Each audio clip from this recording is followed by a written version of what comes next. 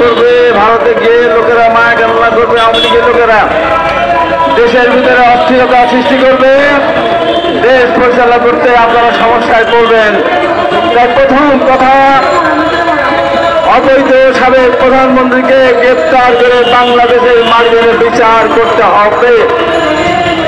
দ্বিতীয় কথা, বাংলাদেশের সাবেক সফল প্রধানমন্ত্রী বিএনপি চেয়ারপারসন দেশনেত্রী বেগম খালেদা জিয়ার সমস্ত মামলা প্রত্যাহার করে নিতে হবে।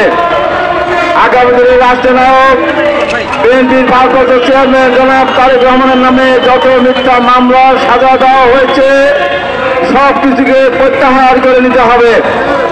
দীর্ঘদিন ধরে বিএনপির প্রায় 70 লক্ষ মানুষের নামে যে মামলা যে সাজা দেওয়া হয়েছিল, আমাকে প্রথম সাজা দিয়েছিল সরকার।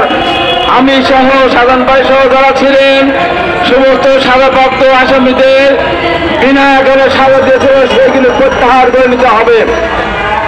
আওয়ামী সিন্ডিকেট ভেঙে দিয়ে দ্রব্যমূল্যের যে ঊর্ধ্বগতি তার লাগাম টেনে ধরতে হবে মানুষের দুর্দশার কথা চিন্তা করে।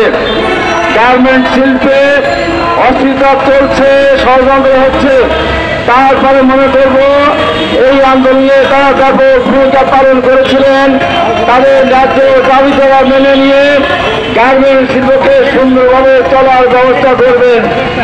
এই সরকারকে আমাদের দলের ভারপ্রাপ্ত চেয়ারম্যান মহোদয় জনাব তারেক রহমান বলেছেন, এই সরকারকে যে কোনো মূল্যে সফল করতে হবে, কারণ এই সরকারের সফলতার মধ্যে দিয়ে বাংলাদেশের গণতন্ত্র নির্ভর করছে।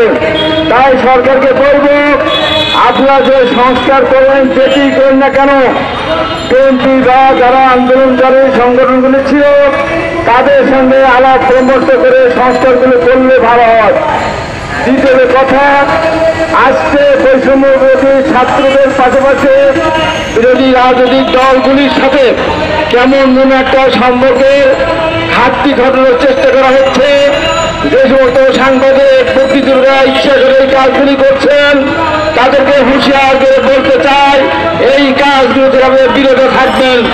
দীর্ঘ 2009 সালের পর থেকে বিএনপি লক্ষ লক্ষ মানুষ নির্যাতিত হয়েছে, হাত গেছে, পা গেছে, মাথা ফেটেছে, পঙ্গু হয়েছে, বাড়িঘর হারিয়েছে, জমি জমা হারিয়েছে, জেলখানায় কাটিয়েছে, ইলেকট্রিক শক দেওয়া হয়েছে এবং সাথে যারা বিনা কারণে কারাগারে রয়েছেন তারা তো মানতে রাখতে পারেন না।